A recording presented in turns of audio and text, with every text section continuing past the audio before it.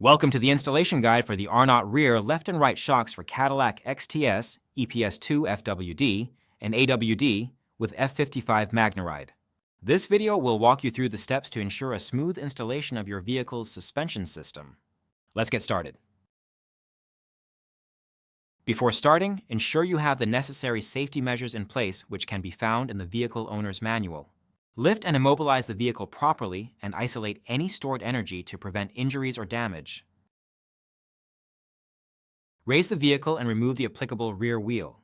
Deflate the air spring per the manufacturer's specifications and disconnect the electrical connection.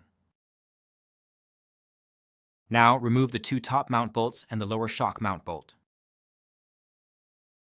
Complete the removal by removing the old shock from the vehicle. Install the new Arnott shock onto the vehicle and install the two top mount bolts. During the installation process, make sure to tighten all nuts and bolts to the vehicle manufacturer's specifications. Next, install the bottom mount bolt.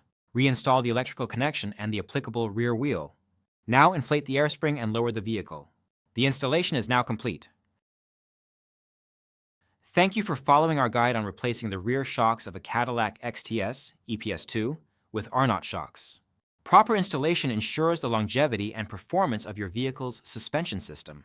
Stay safe and happy repairing.